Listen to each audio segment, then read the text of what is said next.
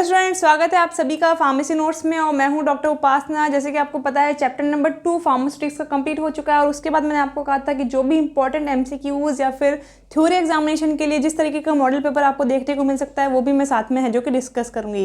यानी कि आज अपन बात करने जा रहे हैं वो सारे क्वेश्चंस के बारे में जो कि आपके मेन एग्जामिनेशन के हिसाब से इंपॉर्टेंट रहेंगे। ठीक है, पैटर्न के बारे में मैंने आपको बता दिया था कि 80 नंबर का पेपर आपको मिलेगा जिसके अंदर आपको है जो कि कुछ फिलिंग द ब्लैंक्स मिलेंगे, कुछ एमसीक्यूज मिलेंगे, short questions and long question मिलेंगे।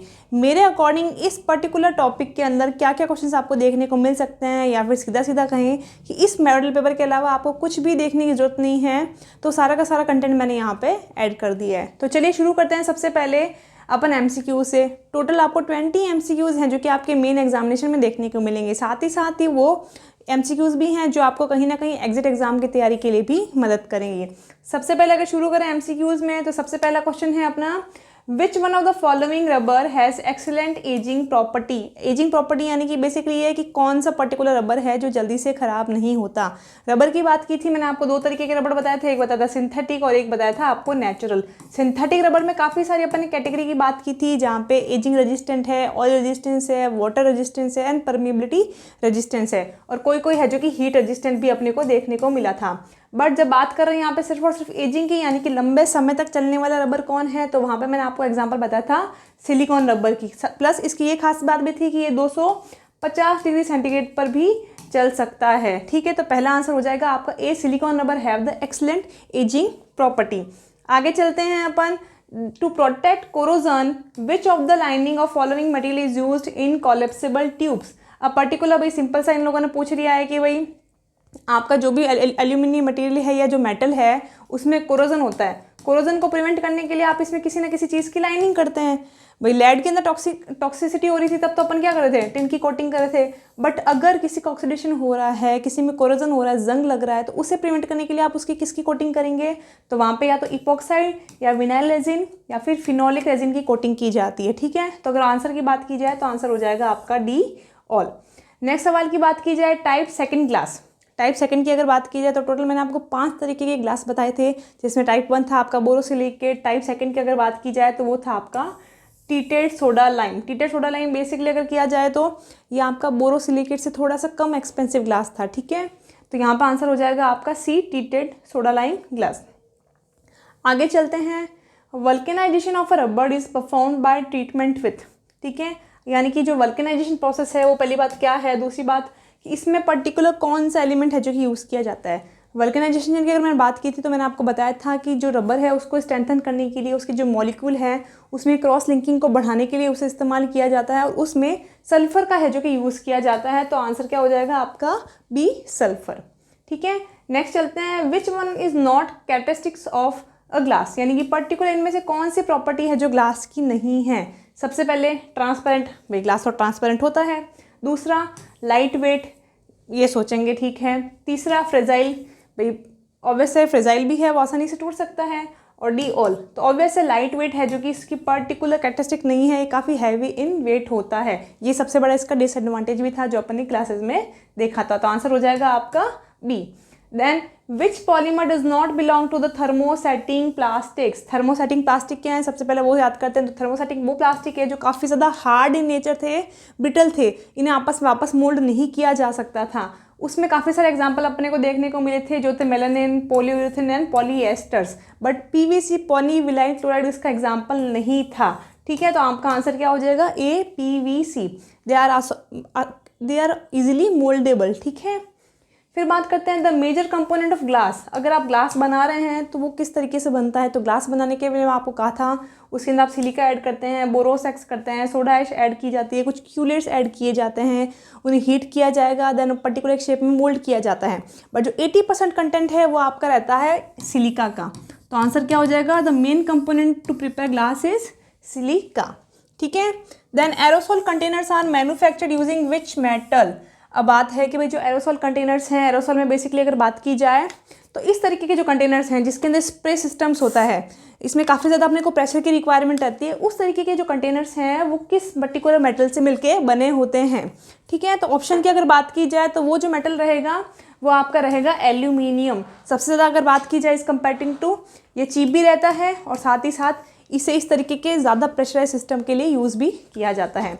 आगे चलते हैं। According to the stability studies ICH photo stability studies need to be carried out on batch of product, यानी कि बेसिकली सवाल ये है कि अगर आप स्टेबिलिटी परफॉर्म कर रहे हैं और अकॉर्डिंग टू द जो हार्मोनाइजेशन जो पर्टिकुलर है उसके आधार पर आपको जब फोटो स्टेबिलिटी की टेस्टिंग करनी है तो आपको कितने बैच या कितने प्रोडक्ट की रिक्वायरमेंट रहती है। तो इसका सिंपल आंसर आपको याद रखना है कि आपको केवल और केवल एक सैंपल की ही रिक्वायरमेंट रहती है। ठीक है, आगे अपन चलते हैं।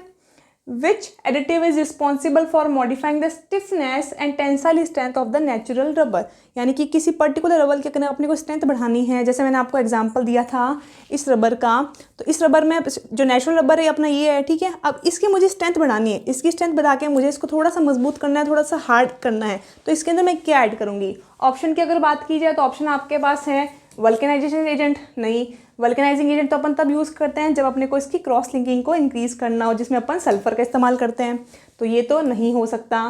प्लास्टिसाइजर की अगर बात की जाए तो प्लास्टिसाइजर में बेसिकली अपन ऑयल यूज़ करते हैं टू इंक्रीज द इलास्टिसिटी, वो तो अपन कर नहीं रहे, अपन तो इसकी स्ट्रेंथ बढ़ा रहे हैं, तो ये भी नहीं होगा। एक्सीलरेटर ये भी नहीं होगा, क्यों, क्योंकि ये पर्टिकुलर इस प्रोसेस को तेज कर रहे थे। और फिर बात करते हैं fillers. Fillers are the right answer, जो कि स्टिफनेस या फिर जो टेंसाइल स्ट्रेंथ है वो इंक्रीज कर रहे थे। ठीक है, आगे चलते हैं। Which rubber is known as being oil resistance and heat resistant. अब कौन सा रबर इनमें से है जो कि ऑयल रेजिस्टेंस या फिर हीट रेजिस्टेंस रखता है, तो इसमें मैंने आपको 4 या 5 तरीके के सिंथेटिक रबर के एग्जाम्पल बताए थे जिनमें डिफरेंट प्रॉपर्टीज़ थी। तो उसमें जो सही जवाब था वो आपका था नाइट्राइल रबर। ये आपको मेन एग्जाम में MCQs में भी देखने को मिल सकता है। ठीक है, then which synthetic rubber has the greatest heat stability up to 250 degree centigrade and poor water absorption. साथ ही साथ इस क्वेश्चन को मैंने जस्ट अभी डिस्कस किया था, वहाँ पर आपके पास इस तरीके से सवाल पूछा गया था कि जो सिलिकॉन रबर है उसका टेम्परेचर जो रेजिस्टेंस है वो कितना होता है। तो जस्ट यहाँ पे क्वेश्चन को थोड़ा सा घुमा के पूछ लिया गया है, यानी कि ये क्वेश्चन अगर देखा जाए तो आपको अपने मेन एग्जाम में देखने को ज़रूर मिलेगा, वरना एग्जिट एग्जाम में तो देखने को मिलेगा ही मिलेगा। सीधा इसका आंसर हो जाएगा आपका सिलिकॉन रबर। क्यों, क्योंकि सिलिकॉन रबर सबसे ज़्यादा एक्सपेंसिव भी होता है और सबसे ज़्यादा हीट रेजिस्टेंस करने वाला भी रबर है। ठीक है, आगे चलते हैं अपन। Which quality control test is perform to assess the ability of rubber closure to resist high temperature. Simple सवाल है कि अगर आप पर्टिकुलर किसी के ऊपर भी इवोल्यूशन टेस्ट परफॉर्म कर रहे हो तो वो कौन सा पर्टिकुलर टेस्ट है जिससे ये पता लगेगा कि हायर टेम्परेचर को बियर कर सकता है, यानी कि आपका जो इवोल्यूशन है उसमें भी हायर टेम्परेचर लगेगा। ऑप्शन देख लेते हैं किस में ज़्यादा टेम्परेचर का इस्तेमाल किया जा रहा है। पहला है आपका स्टरलाइजेशन, दूसरा है fragmentation, self sealability and none. Fragmentation की बात की जाए तो आप उसके जो फ्रेगमेंट हैं जो फ्लेक्स निकल रहे हैं उसका डिटेक्शन करोगे। सीलेबिलिटी के अंदर आप ये देख रहे हो कि रबर सील तो हो रहा है ना वापस जब आप मल्टीपल इंजेक्शन यूज़ कर रहे हैं। और एक के स्टरलाइजेशन में बेसिकली आप यहाँ पे ऑटोक्लेव का इस्तेमाल करते हैं जो कि 121 डिग्री सेंटीग्रेड पर तापमान पे रखता है, तो ऑब्वियसली यहाँ पे भी इतना टेम्परेचर लगा रहे हैं, तो जो स्टेबिलिटी है टेम्परेचर के प्रति वो भी आप स्टरलाइजेशन टेस्ट से ही देखोगे। तो राइट आंसर क्या हो जाएगा आपका ए। जैसे मैंने आपको बताया था कि ये आपके सिलेबस में नहीं है इवोल्यूशंस, बट MCQs में या फिर एग्जिट एग्जाम में आपको ज़रूर देखने को मिलेंगे। तो ये क्वेश्चन भी है जो कि आप पक्का कर लीजिए, आपको मेन एग्जाम में देखने को मिलेगा ही मिलेगा। फिर बात करते हैं example of colouring agent use for rubber pigmentation. अब रबर को अगर आपको कलरफुल करना है या फिर उसको कोई प्रॉपर्टी चेंज करना है तो बेसिकली अपन 2 तरीके के कलर यूज़ करते हैं, एक यूज़ करते हैं आयरन और एक करते हैं कैडियम। ऑप्शन की अगर बात की जाए तो ऑप्शन में देखते हैं A cadmium, B iron, C both A and B and D none. तो ऑब्वियसली इसका आंसर क्या हो जाएगा C both A and B. फिर बात करते हैं नेक्स्ट क्वेश्चन की, which doses form are commonly packed in collapsible tubes. अब सिंपल सवाल पूछा इन्होंने, देखिए, बट ऑप्शन ऑब्वियसली इस तरीके के क्वेश्चंस भी आपको एग्जाम में देखने को मिल सकते हैं। अगर 100 सवाल भी आ रहे हैं तो 100 सवाल में एक पर्टिकुलर क्राइटेरिया होता है कि भाई 50% क्वेश्चन इस तरीके से बनाने हैं, 10% ये बनेंगे, 40 ये बनेंगे। तो ये सिंपल सवाल है कि भाई कोलैप्सिबल ट्यूब में कौन सा डोजेस फॉर्म पैक किया जाता है। टैबलेट ऑब्वियसली नहीं, कैप्सूल भी नहीं, क्यों, क्योंकि बहुत नैरो माउथ होता है। ऑइंटमेंट, एरोसोल, ऑब्वियस आंसर क्या हो जाएगा आपका ऑइंटमेंट, यानी कि जो भी मेटेलिक कंटेंट है उसके अंदर आपको ऑइंटमेंट ही ऐड किया जाएगा। Then which metal is commonly use for blister pack in the pharmaceutical packaging. Blister packing की अगर बात की जाए तो आपने काफ़ी सारे दवाई के पत्ते मार्केट में देखे होंगे, आप सेटिजिन लेने जा रहे होंगे, आप डोलो 650 लेने जा रहे होंगे या किसी भी तरीके की, तो आप देख रहे हो एक एल्यूमिनियम पैकिंग होती है, ठीक है, एक या तो ब्लिस्टर होती है। ब्लिस्टर में तो बेसिकली इस तरीके के बल्ज होते हैं ताकि आपकी जो पर्टिकुलर टैबलेट है वो किसी भी हज़ार्ड से है जो कि प्रिवेंट रहे। और एक इस तरीके की है जो कि स्ट्रिप पैकिंग होती है, जिसमें दोनों एल्यूमिनियम होती है और दवाई अंदर है जो कि इस तरीके से सील पैक कर दी जाती है। ठीक है, इनमें जो भी मटेरियल यूज़ किया जाता है वो आपका रहता है एल्यूमिनियम। ठीक है, क्योंकि एल्यूमिनियम मैंने आपको कहा था कि 99% ये प्योर यूज़ किया जा सकता है और इसकी थिनिंग प्रॉपर्टी बहुत अच्छी होती है, बहुत पतली शीट है जी कि इसकी क्रिएट की जा सकती है। आगे चलते हैं। What is the primary disadvantage of glass as a packaging material? Simple है, मैंने कहा था बहुत हैवी वेट के हैं, साथ ही फ्रेजाइल भी आसानी से टूट सकते हैं, इसलिए इसका आंसर भी क्या हो जाएगा, बी फ्रेजाइल। उसके अलावा अगर देखें, light weight is wrong option, इम्परमेबिलिटी is also wrong और इकोनॉमिकल भी गलत ऑप्शन रहेगा। सबसे मोस्ट फिटेड की अगर बात की जाए तो वो आपका फ्रेजाइल ही होगा। Then which colour glass is use to protect photo sensitivity? अगर फोटो सेंसिटिविटी आपको प्रोटेक्ट करनी है तो पर्टिकुलर कौन सा कलर आप इस्तेमाल करेंगे? ऑप्शन है amber, blue, yellow and all. तो जो भी आप कांच के इंस्ट्रूमेंट देखते हैं उसमें आप देखोगे कि अधिकांशत जो भी कांच की शीशियाँ या तो ट्रांसपेरेंट इन नेचर आती हैं या फिर एम्बर कलर यानी कि थोड़ी सी भूरे कलर की आती हैं, क्योंकि उनके अंदर आयरन ऐड किया जाता है जो कि उसे लाइट से प्रोटेक्ट करता है, यूवी रेडिएशन से प्रोटेक्ट करता है और आपका प्रोडक्ट भी खराब नहीं होगा। तो आंसर क्या हो जाएगा आपका एम्बर। फिर बात करते हैं, what is the main component responsible for high melting point of a glass in glass composition? यानी कि अगर आपको ग्लास का मेल्टिंग पॉइंट रेज करना है, काफ़ी ज़्यादा तापमान के बाद भी आपका जो ग्लास है वो ख़राब नहीं हो रहा है, इसके ऊपर कितना भी मैं टेम्परेचर कर दूँ ये अपने आप शेप से चेंज नहीं हो रहा है, तो उसके लिए रिस्पॉन्सिबल कौन है? तो ऑप्शन की अगर बात की जाए, बोरेक्स, आयरन, सिलिका, ऑल। तो वैसे जो सिलिका है जो लार्जेस्ट क्वांटिटी में यूज़ किया जा रहा है 80% में, वो आपका है जो कि इस हाइयर मेल्टिंग पॉइंट के लिए रिस्पॉन्सिबल है। ठीक है, फिर अगर बात की जाए next, what are the primary disadvantage of type 1 borosilicate glass? क्योंकि बोरोसिलिकेट ग्लास सारे के सारे लेबोरेटरी इक्विपमेंट में यूज़ किए जा रहे हैं और सारे के सारे पेरेंटल सिस्टम में भी यूज़ किए जा रहे हैं, तो ये सबसे ज़्यादा एक्सपेंसिव भी होता है और इसका एक मेन डिसएडवांटेज भी है। ठीक है, अब आगे चलते हैं। ये आपके हो गए एमसीक्यूज। अब बात करते हैं अपन one word and filling the blanks की। सबसे पहले बात करें फिलिंग द ब्लैंक्स की। बहुत सिंपल क्वेश्चंस मैंने देख रखे हैं और इस तरीके से आपको ये एमसीक्यूज में भी पूछे जा सकते हैं। फटाफट डिस्कस करते हैं। पहले, first package is that content to the drug product. अब जैसे मैंने आपको 4 तरीके की चीज़ें बताई थी, अगर आपका जो ड्रग है, ड्रग के साथ सीधा का सीधा कॉन्टैक्ट में कौन है? आपका कंटेनर, और उसे अपन क्या कह देंगे? आपकी प्राइमरी पैकिंग, राइट। फिर बात करते हैं, dash container are use to store light sensitivity या फिर फोटो सेंसिटिविटी ड्रग प्रोडक्ट। तो वैसे एम्बर कलर जो कंटेनर्स हैं वो इस तरह के प्रोडक्ट को स्टोर करने के काम आते हैं। Then process of release of fine particle of the glass into the drug is called as, यानी कि जो आपके पर्टिकुलर पार्टिकल्स ग्लास के कांच से धीरे धीरे सिस्टम में अगर जा रहे हैं तो उस प्रोसेस को अपन क्या कहते हैं? उस प्रोसेस को अपन कहते हैं फ्लेकिंग। ठीक है, वाइल अगर मेटल हो जाता तो यहाँ अपन बात करते हैं लीचिंग की।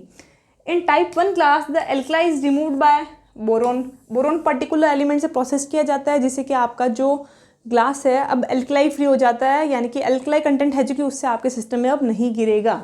ठीक है, then dash glass is use for all type of laboratory glassware. Type 1 borosilicate glass हैं जो कि हर तरीके के लेबोरेटरी एक्सपेरिमेंट के लिए यूज़ किया जाता है। क्यों? क्योंकि सारे के सारे प्रोसेस भी उसी में किए जाते हैं और सबसे ज़्यादा एक्सपेंसिव और फाइनेस्ट ग्लास भी उसे ही माना जाता है। Then on heating, plastic only become flexible but do not melt. This type of plastic is known as thermosetting plastic. मैंने आपको बताया था कि 2 तरीके के रबड़ आते हैं, कहते हैं 2 तरीके के प्लास्टिक आते हैं, कहता है थर्मोप्लास्टिक, एक आता है थर्मोसेटिंग। प्लास्टिक है जो कि आसानी से है जो कि मोल्ड किए जा सकते हैं, जैसे कि मैंने आपको बताया था आई ड्रॉप का एग्जांपल, जो कि स्क्वीजेबल इन नेचर होते हैं। वेल एक दूसरा प्लास्टिक भी आता है जो कि आसानी से स्क्वीज नहीं किया जा सकता, उसे आप ब्रेक नहीं कर सकते, उसे कहते हैं अपन थर्मोसेटिंग। यानी कि अगर इसे मैं गर्म करने की कोशिश करूँगी, ये हो सकता है फ्लेक्सिबल हो जाए बट ये मेल्ट नहीं होगा। तो आंसर क्या हो जाएगा आपका? थर्मोसेटिंग। ठीक है, आगे अपन चलते हैं नेक्स्ट सवाल की तरफ। They can be reheated, remoulded, cooled as necessary without causing any chemical changes. इन्हें आप आसानी से हीट कर सकते हैं, रीमोल्ड कर सकते हैं। उन प्लास्टिक को क्या कहेंगे? अगर ऊपर वाले को थर्मोसेटिंग कह रहे थे तो नीचे वाले को अपन ऑब्वियस थर्मोप्लास्टिक कह देंगे, क्योंकि 2 ही तरीके के प्लास्टिक के बारे में अपन जानते हैं। फिर बात करते हैं, dash and dash are common metal use as a packaging material. 2 तरीके के कोई भी मेटल के नाम बता दीजिए जो कि पैकेजिंग मटेरियल के रूप में यूज़ किए जाते हैं। तो एक का नाम तो मुझे पता है स्टेनलेस स्टील, और दूसरा पता है अपन जो एल्यूमिनियम यूज़ कर रहे हैं फूड प्रोडक्ट से लेके आपकी स्ट्रिप एंड ब्लिस्टर पैकेजिंग तक। दोनों एग्जाम्पल आपको यहाँ पे लिख देने हैं। इसके अलावा भी कुछ याद आए तो वो भी लिख देना। ठीक है, then natural rubber is harvested in the form of latex from which tree. अब दो तरीके के रबर हैं, एक जो आपको पता है नेचुरल रबर और एक है सिंथेटिक। जो नेचुरल रबर है वो किस प्लांट से ऑब्टेन होता है, तो मैंने आपको बताया था कि एक पर्टिकुलर बार्क है, उससे छाल से लेटेक्स के रूप में स्टोर होता है, जिसका नाम है हेविया ब्रासिलेंसिस। वो नाम आपको यहाँ पे है जो कि मेंशन करना पड़ेगा। फिर बात करते हैं, aluminium is lined with epoxide vinyl और phenolic resin to prevent the formation of corrosion dash film, यानी कि पर्टिकुलरली जो एल्यूमिनियम है उसके ऊपर एक पर्टिकुलर लेयर जम जाती है, जिसे प्रिवेंट करने के लिए अपन इस तरीके के केमिकल का उसके ऊपर कोट करते हैं। वो पर्टिकुलर लेयर का नाम क्या है, तो वो लेयर का नाम है आपका एल्यूमिनियम ऑक्साइड। ठीक है, ये आपको यहाँ पे लिखना होगा। ये हो गए आपके फिलिंग द ब्लैंक्स। अब बात करते हैं अपन वन वर्ड आंसर्स की। वन वर्ड की अगर बात की जाए तो वन वर्ड में सबसे पहला है which molecule use for vulcanization process. इतनी बार आ गया है, मतलब आपको एग्जाम में देखने को मिलेगा ही कि सल्फर है जो कि आपके पर्टिकुलर क्रॉस लिंक को है जो कि और ज़्यादा स्ट्रेंथन करने के काम आता है, तो आंसर हो जाएगा आपका सल्फर। ठीक है, उसके बाद अगर बात करते हैं अपन, दूसरा सवाल क्या है आपका, दूसरा सवाल है what is the most chemical inert material among aluminium, tin, lead and iron. जो भी मेटल हैं आप यूज़ कर रहे हैं एज अ फार्मास्यूटिकल पैकेजिंग। ठीक है, सारे मेटल्स की बात नहीं कर रहे हैं, ऐसे तो अपन सोना चांदी भी बोल देंगे, बट जो मेटल फार्मास्यूटिकल पैकेजिंग में बात कर रहे हैं, प्लस यहाँ पर नाम भी दे दिया aluminium, tin, lead and iron, इनमें से सबसे है जो कि इनर्ट यानी कि केमिकली स्टेबल कौन है, तो वो है आपका टिन। मैंने आपको ये भी बताया था कि टिन की कोटिंग आप एल्यूमिनियम कंटेनर पे कर देते हैं ताकि जो फूड प्रोडक्ट्स हैं, बेबी पाउडर्स हैं, मिल्क पाउडर्स हैं, वो भी प्रोटेक्टेड रहें। ठीक है, तो आंसर ऑब्वियस इसका हो जाएगा आपका tin.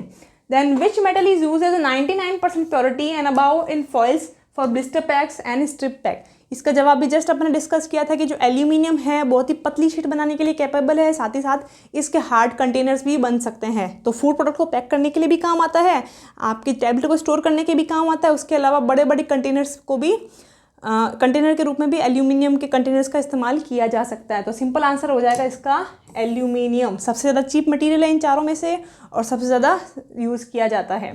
Then which plastic is commonly use as a squeeze बोतल एंड कोलेप्सिबल ट्यूब। अब इनमें से कौन सा प्लास्टिक है जो कि कोलेप्सिबल ट्यूब या फिर स्क्वीज में यूज़ किया जाता है। दो कैटेगरी थी, thermosetting and thermoplastic. Thermoplastic use किए जाते हैं मैडम। थर्मोप्लास्टिक में भी कौन से पर्टिकुलर वो यूज़ किए जाते हैं आपके पॉलीइथाइलिन कैटेगरी के। ठीक है, इनमें ये प्रॉपर्टी होती है कि आसानी से है जो कि स्क्वीज़ किए जा सकते हैं, क्योंकि जब बात कर रहे हैं कस्टमर डिमांड की तो कस्टमर ये चाहेगा कि भाई आसानी से इसकी ड्रॉप है जो कि सिस्टम में चाहे आई है या फिर कैविटीज़ है उसके अंदर इंस्टिल्ट हो जाए। तो इस तरीके के जो प्लास्टिक्स हैं वन रिसाइकल प्रोसेस के होते हैं और जिसे पॉलीइथाइलिन कैटेगरी के भी कहा जा सकता है। फिर बात करते हैं which plastic is clear, inexpensive, commonly used in rigid packing material, intravenous bags and blood component. यानी कि बेसिकली ब्लड कंपोनेंट को पैक करने के लिए कौन से प्लास्टिक का इस्तेमाल किया जाता है, तो वो आपका रहता है पीवीसी। ज़्यादा सोचने के दिमाग लगाने की जरूरत नहीं है, सीधा का सीधा याद कर लो, polyvinyl chloride. Then which plastic is use to prepare tubing gasket due to its high resistance heat. Gasket and tubing की अगर बात की जाए तो मैंने आपको बताया था ये 4 to 5 रिसाइकल प्रोसेस प्लास्टिक होते हैं। एग्जाम्पल की अगर बात की जाए तो पॉलीटेट्राफ्लोरोइथाइलिन और टेफ्लॉन। ये सवाल आपको एमसीक्यूज में भी देखने को मिल सकता है, फिलिंग द ब्लैंक्स में भी आ सकता है और वन सेंटेंस में तो आ ही रहा है। ठीक है, फिर बात करते हैं what is the process known as to remove surface alkali from the treated soda lime glass. अगर आपको एल्कलाई को रिमूव करना है ट्रीटेड सोडा लाइम ग्लास में तो आप किसका ट्रीटमेंट करेंगे, और वैसे अपन ट्रीटमेंट करेंगे उस पर सल्फर का। ठीक है, सल्फर का और फिर बोरोक्स का, दोनों का ट्रीटमेंट करके उसको आसानी से अपन रिमूव कर सकते हैं। आगे चलते हैं। ठीक है, सल्फर एंड बोरोक्स दोनों ही आप इसमें ऑप्शन में लिख सकते हैं। फिर बात करते हैं अपन next, which is a common disadvantage of plastic related to deformation और adverse climate condition during storage. सबसे दिक्कत बड़ी प्लास्टिक की क्या है, अगर आप उसे गर्म करेंगे, ऑब्वियसली अगर आप प्लास्टिक को गर्म करने की कोशिश करेंगे तो मैडम वो डीफॉर्म हो जाएगा, अपना शेप ही चेंज कर देगा। सिंपल एग्जाम्पल है, घरों में क्या करना, इस तरीके की प्लास्टिक की बोतल लेना और उसमें गर्म गर्म पानी ऐड करने की कोशिश करना, क्या होगा, वो पूरी की पूरी ट्विस्ट हो जाएगी, उसका शेप भी चेंज हो जाएगा। तो वैसे ये पर्टिकुलर जो रेजिस्टेंस है ये आपका प्लास्टिक सहन नहीं कर सकता अगर वो बहुत ही चीपर क्वालिटी का है, तो स्ट्रक्चर डिफॉर्मेशन उसके अंदर हो जाएंगी। आगे चलते हैं, tin coated lead tubes combine to soften lead with inertness of tin and are often use in the packaging of product like dash and dash container. Simple सवाल है कि अगर आपने एल्यूमिनियम कंटेनर यूज़ किया है, टिन के बारे में अपन जानते हैं कि वो इनर्ट इन नेचर है, तो टिन की कोटिंग पर्टिकुलर कौन से मेटल पे की जाती है और कहाँ करनी कंपलसरी है। सिंपल है, टिन की अगर कोटिंग की जा रही है यानी कि वो प्रोडक्ट अपन ओरली है जो कि इंजेस्ट कर रहे हैं उसे खा रहे हैं, तभी पर्टिकुलर वो टॉक्सिसिटी को रिड्यूस करने के लिए टिन की कोटिंग की जा रही है। अब वो कौन कौन से प्रोडक्ट हो सकते हैं, सबसे ज़्यादा आपको मिलता है वहाँ पे फ्लोराइड टूथपेस्ट के अंदर उसकी कोटिंग, और दूसरा मिलता है आपको आपके मिल्क पाउडर के अंदर उसकी कोटिंग। चाहे वो प्लास्टिक हो चाहे वो रबर हो, आपको उसके ऊपर टिन की कोटिंग देखने को मिलेगी ही। लास्ट क्वेश्चन की बात करें, small silicon rubber has the greatest heat stability up to, कितनी बार पूछ ली, आई थिंक ये चौथी बार आ रहा होगा घुमा फिरा के, यानी कि ये क्वेश्चन आपको पक्का एग्जाम में देखने को मिलेगा। रट लो 250 सिलिकॉन रबर, कहीं ना कहीं आपको ज़रूर देखने को मिलेगा ये सवाल। And extreme poor water absorption, ठीक है। ये तो हो गए आपसे MCQ फिलिंग द ब्लैंक्स सारे के सारे। अब बात करते हैं अपन शॉर्ट एंड लॉन्ग क्वेश्चंस की। सारा कंटेंट ऊपर की तरफ दे ही रखा है, पढ़ा भी दिया गया है। अब अपन ये देख लेते हैं और किस तरीके से क्वेश्चंस हैं जो कि बन सकते हैं, ठीक है। 1 बाय 1 करते हैं। Discuss various metals use in the pharmaceutical packaging, जितने भी चारों मेटल्स जो भी मेटल्स आप यूज़ करते हैं वो सारे के सारे मेटल्स के बारे में बता देना। एल्यूमिनियम, टिन, लेड, आयरन, उनके बारे में 2 लाइनें लिख के आ जाना। फिर बात करते हैं what are the criteria for selection of pharmaceutical packaging material, कौन कौन से क्राइटेरियाज की बात की थी।